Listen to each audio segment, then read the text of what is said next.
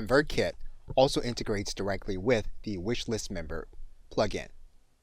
So if we click the Wishlist Member button inside of the Automations area, inside of the Integrations area, we're going to come to this page. And what we're basically doing is having an individual added to a Wishlist Member level and then added to a ConvertKit list.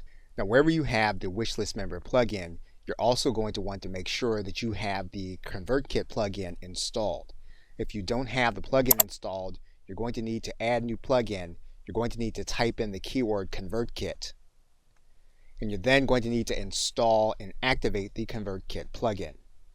You're then going to need to come inside of your Wishlist Member plugin. You'll then go to the Setup area. Once you get to the Setup area, what you're going to do is to go to your Integrations tab. You're then going to go to the Email Providers tab.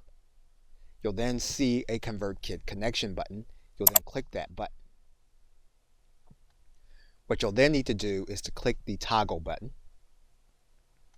What you'll then need to do is to configure your settings.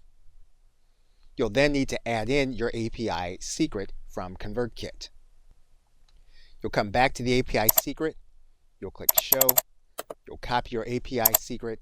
You'll then head back to Wishlist Member.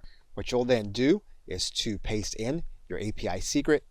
You'll then click Save and Close. Your ConvertKit will then be connected to your Wishlist Member installation. You'll then be able to see your mailing lists. And what you can basically do then is have individuals added from a level to ConvertKit.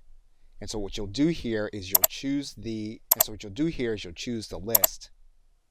You'll then click Save and Close. And then all of the individuals that become part of this level in Wishlist Member will then be added automatically to one of our lists in ConvertKit. Okay, so with that, thanks, and I will see you in another video.